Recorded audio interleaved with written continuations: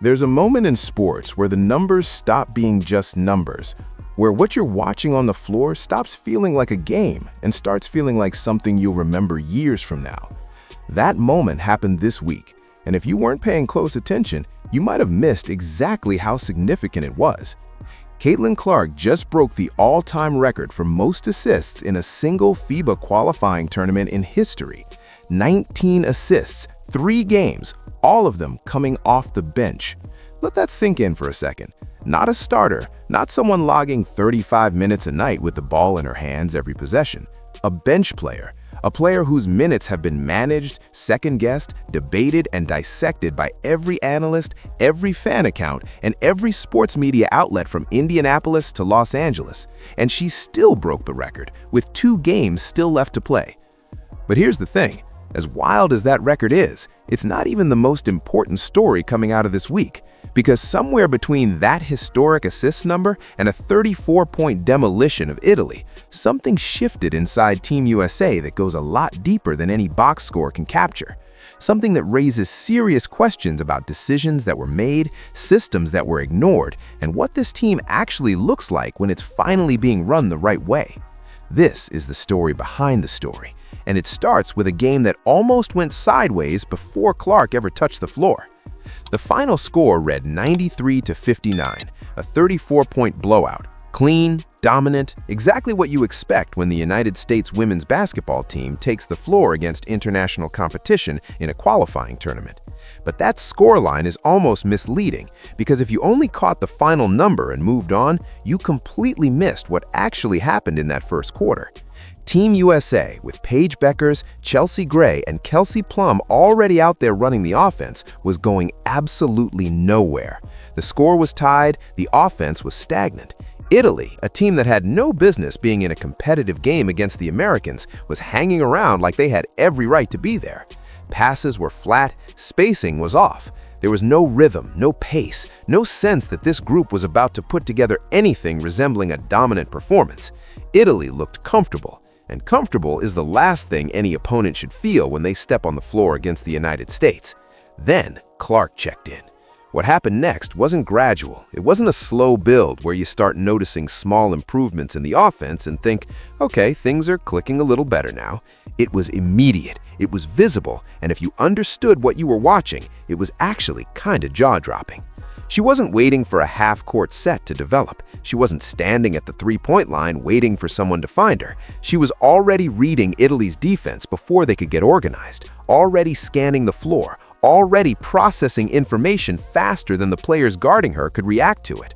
Her first major action was a sidestep logo 3, not a catch and shoot from the corner, not a mid-range pull-up that any competent defender could contest, a logo 3. The kind of shot that most players at this level don't even consider attempting in a tournament setting because the risk-reward calculation just doesn't make sense for most players. For Clark, it makes perfect sense because she doesn't miss those shots at the rate that would make them a bad decision. She launches it, it drops clean, and just like that, Italy's entire defensive structure has a problem it didn't have 30 seconds ago. The moment they have to extend their coverage all the way out to the logo to account for Clark, everything behind that coverage opens up. The lane widens, pick-and-roll feeds start finding cutters who suddenly have space where there was no space before. Teammates who were standing flat-footed and out of rhythm just 5 minutes earlier are suddenly getting the ball in exactly their spots, in exactly their rhythm, with exactly the space they need to operate effectively. The offense goes from stagnant to fluid in the time it takes one shot to fall through the net. And it wasn't a single burst that faded out. It wasn't a hot 2 minutes that cooled off and left the offense searching again. Team USA hit cold spells during that game, moments where the scoring dried up and the pace slowed back down. Every single time, Clark broke it open, not with one signature play, not with a single highlight moment that gets clipped and shared everywhere, but with a sequence, a push in transition, a cutter found on the move, a step-back deep shot that forces Italy to completely reset their defensive assignments all over again. The momentum never stayed flat for long when she was on the floor. By the final buzzer, Italy had never recovered from that first quarter. The game that looked like it might be competitive for a while turned into the 34-point statement it ended up being, and the difference between those two realities had a name: You want to talk about the plus-minus number because this is where the argument stops being debatable. This is where anyone still trying to construct a case against Clark's impact on this roster runs directly into a wall of data that is simply impossible to argue around. When Clark is on the floor against Italy, Team USA outscores them by 27 points. 27 points! In the minutes she is actively playing, the Americans are that dominant. When she sits, when the ball is in other hands and the offense is running through other personnel, that number drops to plus 16. So even with Beckers, Gray, and Plum running things, even with 3 of the most accomplished players on this roster directing the offense, Team USA is 11 points less dominant the moment Clark isn't playing. Think about what plus-minus actually captures. It's not just points scored. It's not just assists or field goal percentage or any single isolated statistic. Plus-minus captures everything. Every stop, every basket, every possession, every decision, every transition, every defensive rotation. It captures the entire team's output while a specific player is on the floor. And the gap between Clark on and Clark off is 11 points in a single game against a single opponent. Now zoom out across all 3 games in this tournament, and it only gets clearer. Clark leads Team USA in assists. She's tied for first in scoring. She leads in free throws drawn. Her plus-minus is the highest on the entire roster, not second highest, not close to the top, first. The best number on a roster that includes some of the most decorated players in the history of women's basketball. And it doesn't stop there, because when you expand that plus-minus comparison across every country, every player, and every game in the entire FIBA 2026 qualifying tournament, Clark leads everyone, not just the Americans, not just the top players from a handful of countries, every player from every team in the entire field. The player coming off the bench, the player whose minutes have been managed and second-guessed and publicly criticized, that player is the most impactful player in the entire tournament by the numbers, and it isn't particularly close. That 19 assist figure doesn't just lead the tournament, it has already shattered the record for most assists ever recorded in a single FIBA qualifying tournament, and she still has 2 more games left to add to it. 2 more games, 2 more opportunities to push that number even further into territory that no player in the history of this competition has ever reached. And none of this came from nowhere. Her debut against Segal set the tone immediately and loudly. 17 points, 12 assists, 19 minutes of playing time. In less than 20 minutes of basketball, she broke 5 separate FIBA world records in a single game, including most assists by a bench player in FIBA history. 5 records, 1 game, 19 minutes. The pattern was visible from the very first game. This isn't a hot stretch. This isn't a player catching fire for a week and riding momentum. This is a level, a consistent, documented, statistically verified level of performance that has shown up in every game, every situation, every matchup she has faced in this tournament. But here's where the story gets more complicated, because while Clark was breaking records and posting numbers that rewrote the history of this competition, someone was making decisions about how to use her. And those decisions, when you look at them clearly and honestly, did not hold up.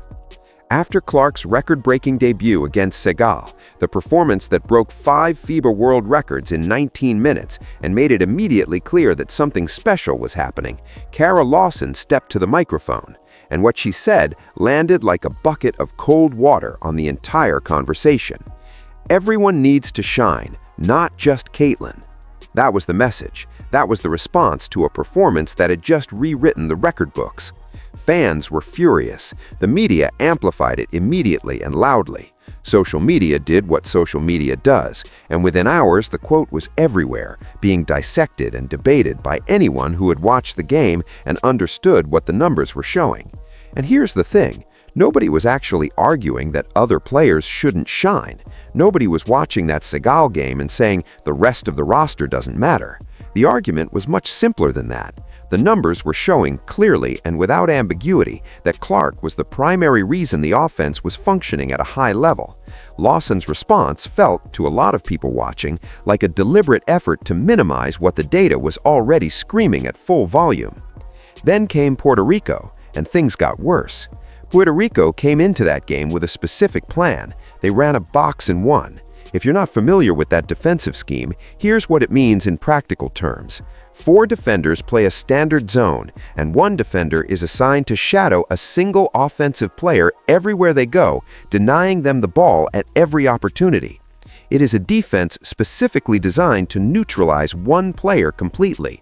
It says in the clearest possible terms that your opponent has decided one person on your roster is so dangerous that they're willing to completely disrupt their own defensive structure just to take that one person out of the game. That one person was Clark. This is, in its own way, a massive compliment. You don't run a box and one against a player you're not scared of. Puerto Rico was scared enough of Clark to build their entire defensive game plan around stopping her specifically. So the logical response from the coaching staff should have been equally clear. Find ways to use Clark's presence to attack that specific defensive structure. Let her playmaking, her ability to draw attention and create for others, do exactly what it's designed to do against a defense that's already overcommitting to stop her. That's not what happened. Instead of adjusting, instead of finding creative ways to let Clark's playmaking exploit the gaps that a box and one naturally creates, Lawson kept her stationed on the perimeter and continued running the offense through other personnel. Clark herself came out after the game and described the result as clunky. The pace died, the spacing collapsed, the offensive flow that had been so electric against Senegal disappeared almost entirely. Team USA won, but they looked like they were wading through concrete the entire game. Nothing moved, nothing clicked. The most dangerous playmaker on the floor was being deliberately kept away from the ball, while the offense stumbled through possessions that went nowhere. The reaction from fans and media wasn't quiet. Questions spread openly and loudly. Was Lawson deliberately limiting Clark, or was she genuinely not seeing what every single person watching in real time could see? Was this a tactical decision with reasoning behind it that wasn't being communicated publicly, or was it something else entirely? Neither option was a good look. Either the head coach of Team USA was actively working against her most impactful player, or she was watching the same game as everyone else and reaching completely different conclusions from the data right in front of her. Both possibilities raised serious concerns about the direction of this team under her leadership. And then, something happened that nobody fully expected, at least not with the timing it arrived. Nate Tibbetts, the head coach of the Phoenix Mercury, ran the bench against Italy. Cara Lawson was not in that role. The shift was visible before the final score even told the whole story. Tibbetts' entire approach against Italy, from the opening minutes to the final buzzer, looked like someone who had sat down with the Puerto Rico tape, watched what happened, and reached a conclusion that was pretty difficult to argue with. Get Clark the ball. Let her run the offense. Trust her reads. Stop trying to work around her presence and start building the entire offensive system around it. He put her in the point guard role the moment she entered the game, not on the wing, not stationed at the three-point line waiting for kickouts, at the point, running things, directing traffic, making the decisions that create offense for everyone around her. He built the lineup to maximize her playmaking rather than contain it or neutralize it or carefully manage it in ways that minimized its impact, and the results were immediate and dramatic. He deployed a 3-guard lineup with Clark, Beckers, and Kelsey Plum on the floor simultaneously. 3 players who can all push the pace, all make quick decisions, all create shots for themselves and for each other, and all punish any defense that makes the mistake of prioritizing one of them over the others. Italy had no good answers for that combination. By the time they decided who the biggest threat was and started committing defensive attention in that direction, the ball was already somewhere else, and someone else was already open, and the basket was falling.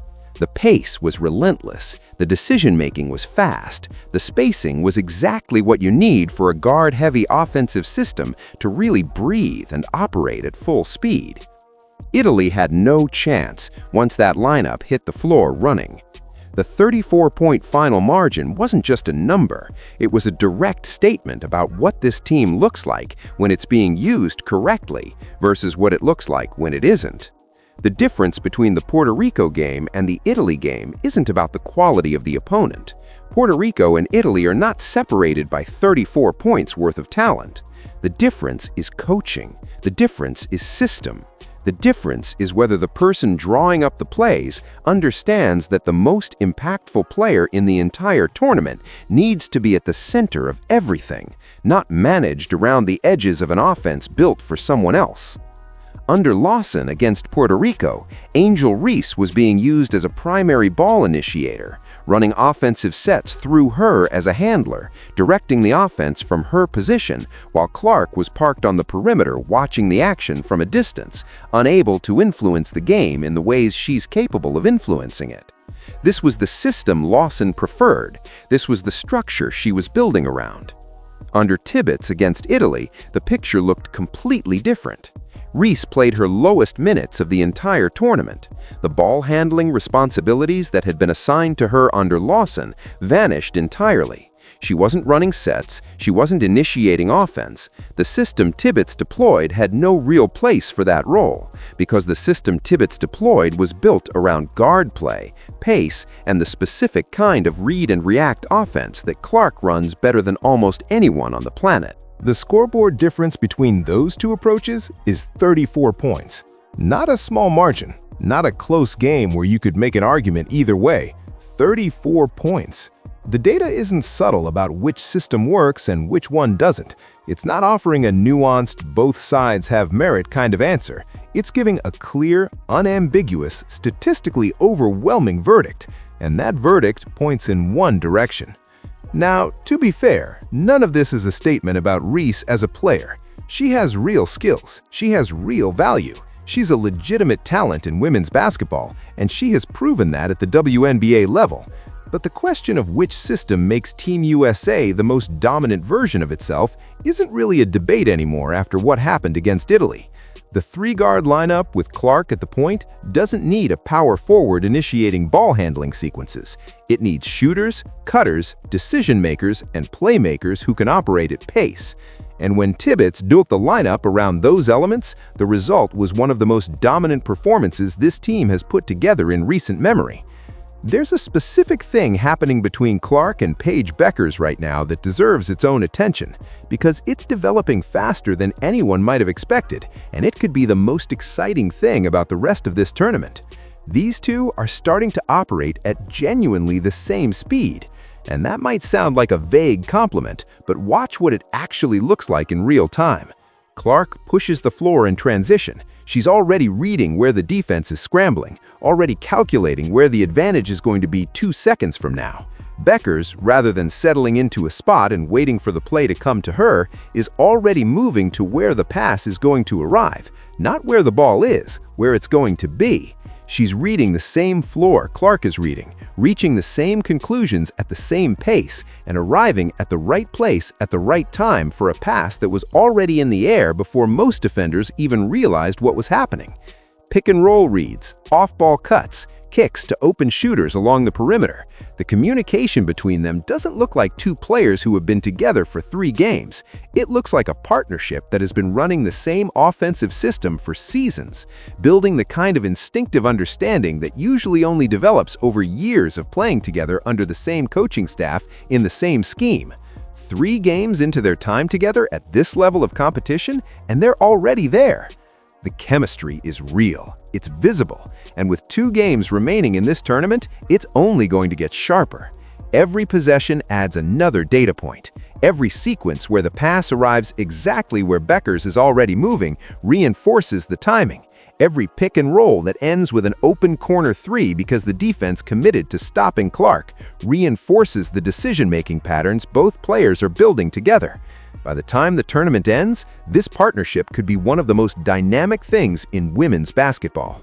Here's why everything happening in this tournament matters beyond the qualifying results, beyond the final standings, beyond the record books that Clark is continuing to rewrite on what feels like a daily basis at this point. The fast-paced, guard-heavy, read-and-react offensive system that just dismantled Italy by 34 points is not some specialized international approach that only works in FIBA competition. Clark can run that exact system in the WNBA. She has already been running pieces of it with the Indiana Fever, but now she has genuine international reps behind it, high-pressure reps, tournament reps, the kind of game experience that forces real growth because the margin for error is real and the consequences of slow decisions are visible immediately. She spent this tournament making split-second reads against defensive schemes she had never faced before, building chemistry under genuine competitive pressure, adjusting to new teammates in real time, breaking defensive game plans that were specifically designed to stop her, not by forcing her game, but by finding the gaps those game plans create and exploiting them with precision. That kind of experience sharpens a player in ways that regular season games simply cannot replicate. The regular season has value, but it doesn't give you what tournament basketball gives you.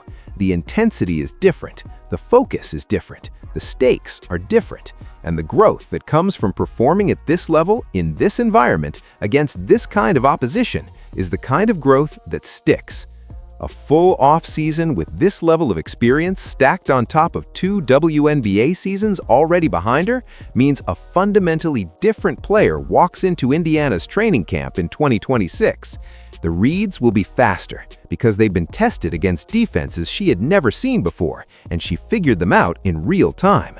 The decisions will be cleaner because she's been making consequential decisions under genuine pressure, and the results have been historically good. The confidence that comes from setting all-time records while every skeptic and every critic and every person who spent the last 2 years arguing about her place in this sport is watching, that confidence doesn't disappear when the final buzzer sounds on this tournament. It compounds. It becomes the baseline from which everything else is built. The physical tools were always there. The shooting range, the passing vision, the ability to read a defense and find the right play before most players have even finished processing their first look at the coverage. Those tools were visible from the beginning. What this tournament is adding is the mental sharpness that comes from being tested at the highest level and consistently coming out on top. From being the player a coaching staff builds around and watching what happens when the offense flows through your strengths rather than around them.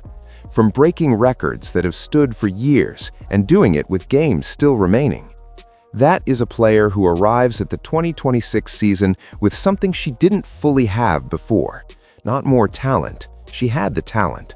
Experience at this specific level, doing exactly this, performing this way, in this kind of environment, against this kind of opposition. And that experience is going to show up every single night when the regular season begins. The Lawson situation deserves a closer look because it's more complicated than a single bad game plan against Puerto Rico. The pattern that emerged over the first 2 games of this tournament raised questions that aren't going to disappear just because Italy went well under Tibbetts.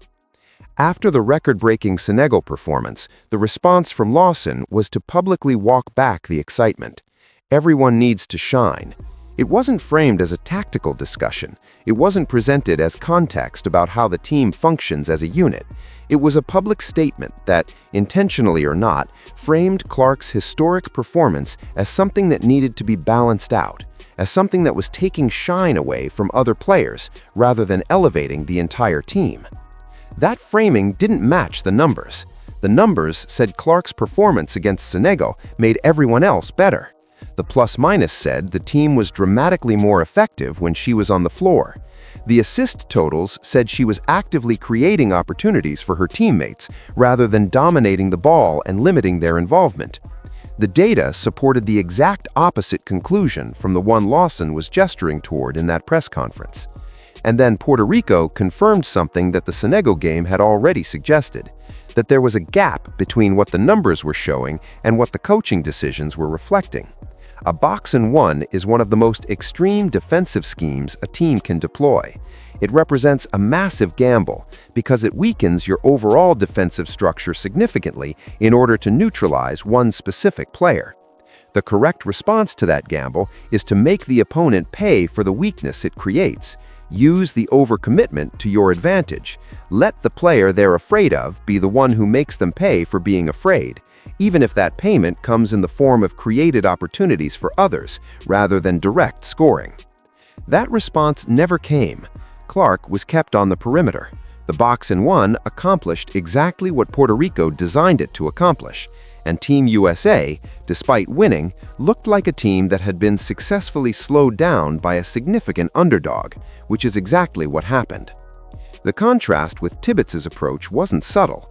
It was stark, immediate, visible to anyone watching both games.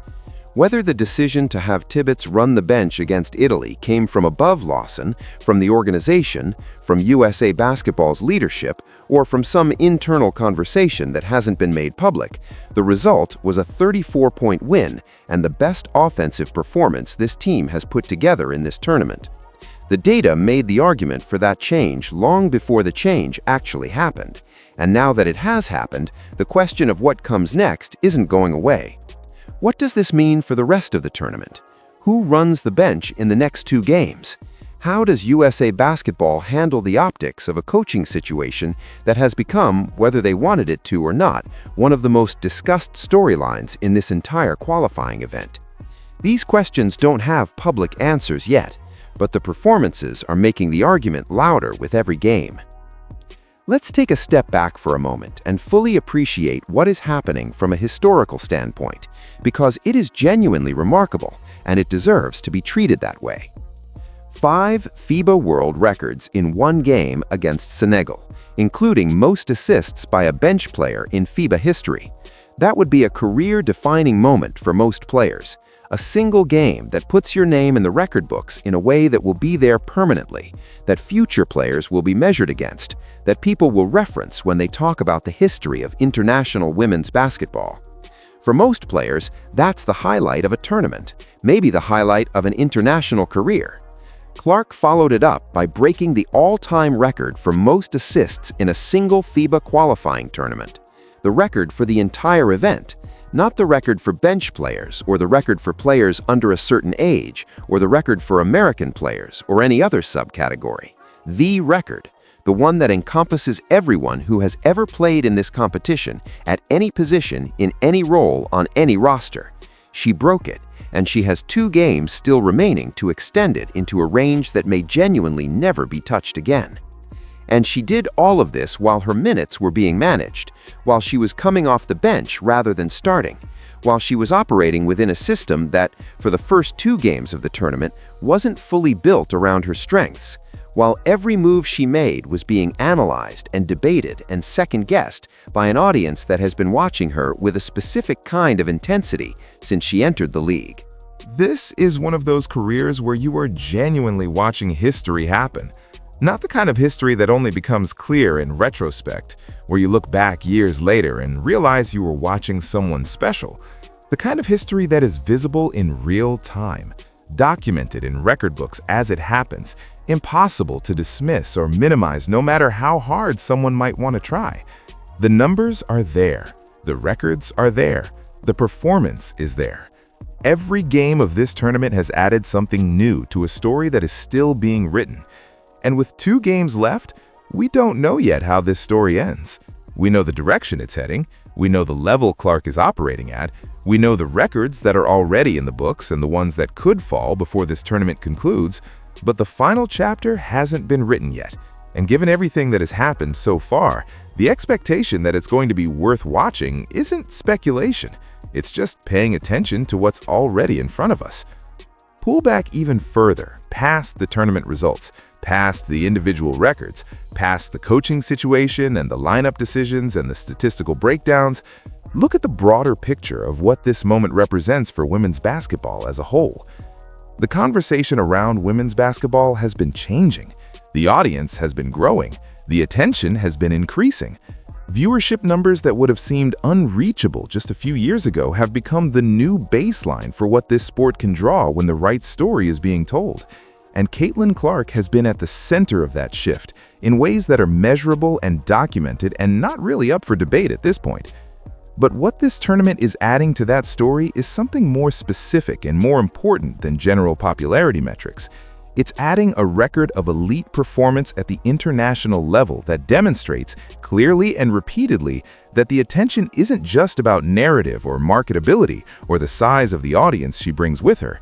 It's about what she's actually doing on the floor, the records she's breaking, the impact she's having on her team's performance, the way defenses are being designed specifically to stop her, which is itself a form of recognition that speaks louder than any broadcast rating or social media metric. When a team runs a box-and-one specifically targeting you, they're telling you something. They're telling you that their entire coaching staff sat down, watched film on your team, and concluded that you are the single biggest threat they need to eliminate in order to have a chance to win. That's not something that happens to players who are popular. That's something that happens to players who are dominant. The two things can coexist, but they're not the same thing, and it's worth being clear about which one is driving the other right now. Clark is dominant. The records confirm it. The plus-minus numbers confirm it. The defensive attention she draws confirms it. The difference in Team USA's performance with her on versus off the floor confirms it. The coaching adjustment that immediately followed the most visible example of what happens when you don't build your offense around her confirms it. Every data point from this tournament points in the same direction. And what it means for women's basketball is that the sport has a player who can be marketed on the basis of genuine, historically significant performance.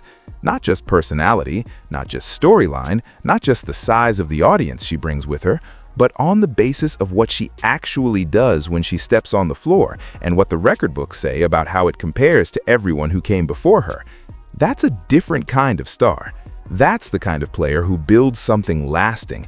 Not just a moment or a season or a tournament run, but a foundation that the sport can build on for years.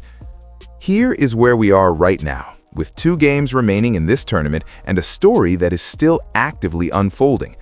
Clark has 19 assists, an all-time record in this competition, and 2 more games to add to it. Her plus-minus leads the entire field, not just Team USA, not just the top seeds, everyone. The 3-guard lineup with Clark, Beckers, and Plum is still developing, still sharpening, still building the chemistry that made Italy look helpless in ways that a 34-point blowout only partially captures. The coaching situation has shifted in a way that, based on the results, appears to have been the right move at the right time. And the player at the center of all of it is operating at a level that the record books are struggling to keep up with. The chemistry between Clark and Beckers specifically is worth watching very closely over these final 2 games.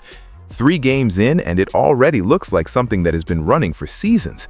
What happens when you add 2 more games of shared reps, 2 more games of pick-and-roll reads and off-ball cuts and transition decisions made at the same speed by 2 players who are increasingly anticipating each other's choices before they happen? The ceiling on what this 2-player combination can produce in these final games is genuinely exciting to think about, not just as speculation, but as a logical projection from what has already been visible. The records that could still fall before this tournament ends are worth tracking. The assists record already belongs to Clark, but the margin by which she holds it when the final buzzer sounds is an open question. The plus-minus number, already the best in the field, could climb further with 2 more dominant performances. Individual game records, tournament records, FIBA records that have stood for years, all of them are within range of a player who has shown she's capable of rewriting the books with a single performance. And underneath all of the records and the numbers and the storylines about coaching decisions and lineup choices and the back and forth of how this team has been managed, there is something simpler and more fundamental. A player performing at a historically significant level, in real time, in a setting where the stakes are real and the opposition is legitimate and the record books are keeping score. That is the cleanest possible version of the story. And it's a story that still has 2 chapters left to write. Let's be direct about something. The debate about Caitlin Clark's place on this roster, her impact on this team, and honestly, her place in the broader conversation about women's basketball right now, that debate is finished. Not winding down, not shifting, finished. Plus-minus leader across the entire tournament field. All-time assists record in FIBA qualifying history. Team USA measurably and significantly better when she's on the floor than when she isn't. 5 FIBA world records in a single game. a coaching adjustment that directly followed the most obvious example of what this team looks like when her game isn't being utilized correctly, and a 34-point blowout that followed the adjustment. Every data point, every record, every number from this tournament supports the same conclusion. The skeptics had arguments coming in. Some of them were made in good faith.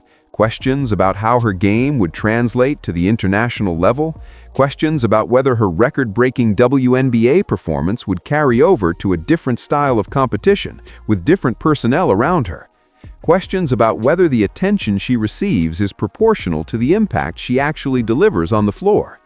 This tournament has answered every one of those questions, not with narrative, not with highlights or viral moments or crowd reactions, with data, with records, with the cleanest possible statistical evidence that a player can produce. She came into this tournament under every kind of scrutiny, with every argument against her still being actively made, and she responded by breaking the all-time assists record in the entire competition's history, by leading the full field in plus-minus, by delivering the performance that made the 34-point blowout of Italy possible, by making her teammates better in ways that the numbers document in detail and that anyone watching the games can see with their own eyes. The argument is over. What's left is just watching what happens next. The two remaining games in this tournament aren't just checkboxes on the way to qualification, they're opportunities. Opportunities for Clark to extend records that may never be approached again. Opportunities for the Clark-Beckers partnership to continue developing into something that could be genuinely special by the time the WNBA season begins. Opportunities for this team to build on the 34-point performance against Italy and show the full range of what this three-guard lineup is capable of when it's running at maximum efficiency.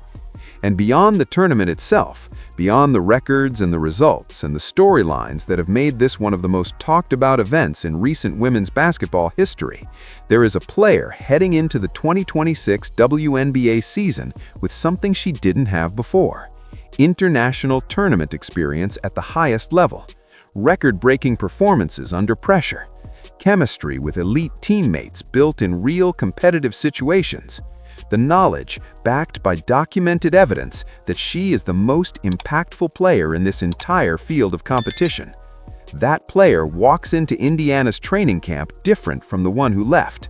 Faster reads, cleaner decisions, deeper confidence built on a foundation of historically significant performance that nobody can take away because it's already in the record books. The Fever are getting back a player who just spent the most important offseason of her career proving on the largest possible stage that everything about her game that made her special in the WNBA translates fully and dramatically to the international level. The 2026 WNBA season is going to be something to watch. But first, there are 2 games left in this tournament. 2 games, an all-time assists record that is still growing, and a partnership between 2 of the most exciting players in women's basketball that is still finding its ceiling. Don't look away.